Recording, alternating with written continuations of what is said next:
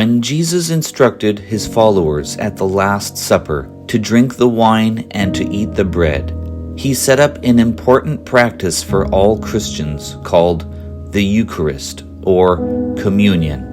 What are some of the deeper implications to communion, and why should we still care? Well, trust me, we should care. The Lord's Supper is traced back to all 4 Gospel books, where Christ is eating and talking with his disciples about what will happen to him. Jesus had referenced beforehand that his sacrifice for us was about to take place. Luke 22:19. And he took bread, gave thanks, and broke it, and gave it to them, saying, "This is my body, which is given for you. Do this in remembrance of me." Christ's taking and separating the bread from common uses holds forth a double mystery. First, it signified that God, in his eternal decree, set Christ apart for the work of our redemption. He was separate from sinners. Hebrews 7:26. Second, Christ setting the elements apart from common bread and wine showed us that he is not for common persons to feed upon. His people are to be divinely purified in order to have access to the holy things of God. They must be outwardly separated from the world and inwardly sanctified by the Spirit. But why bread? Christ was typified by the showbread, by the bread which Melchizedek offered unto Abraham in Genesis 14:18, and by the cake which the angel brought to Elijah in 1 Kings 19:6. Therefore, he took bread to answer the type. Secondly, Christ took bread because of the analogy. Bread resembled him closely.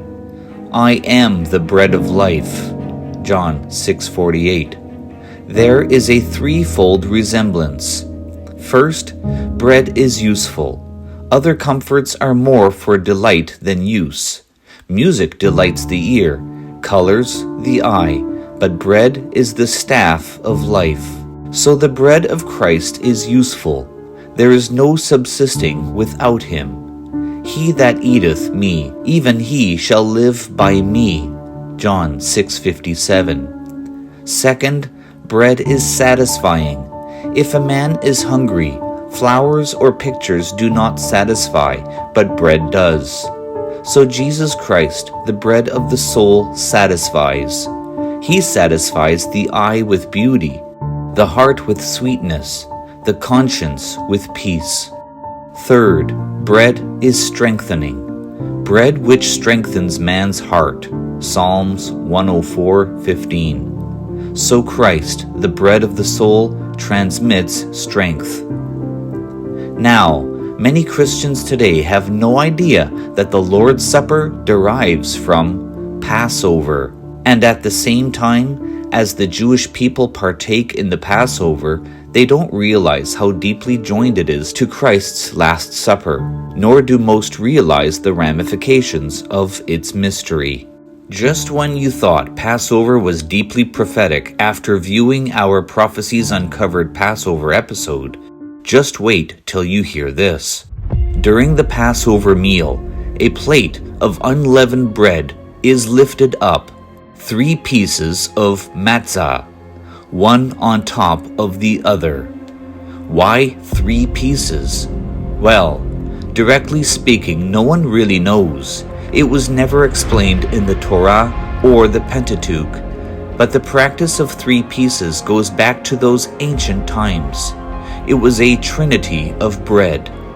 And then the middle of the 3 pieces is removed from the rest, the second of the Trinity.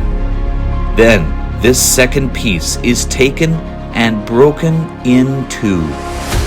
At that Last Supper, what did Messiah say as he broke the bread? He said, "This is my body." And this broken matzah is given a name. It is called the Afikoman. And what do they do with this broken bread? It is wrapped in a cloth. The same with the body of Christ after it was broken and taken down from the cross. And that body was hidden away in the tomb. This wrapped Afikoman is hidden away.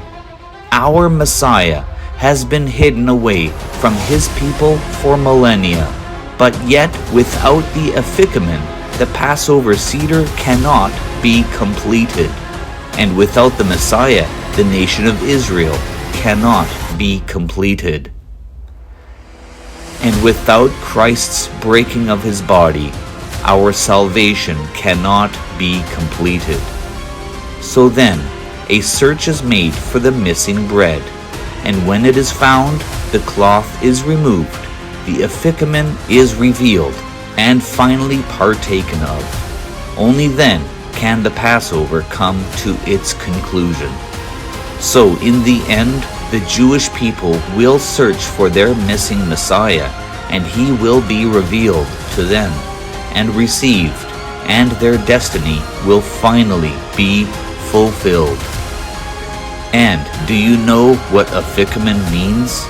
It is a Greek word that means that which comes after. Messiah is the Afikoman. Now he is not with his people, but he will be. Like in the Passover, only in his coming can you find your completion, the completion of your life. Take care. God bless. Love you always.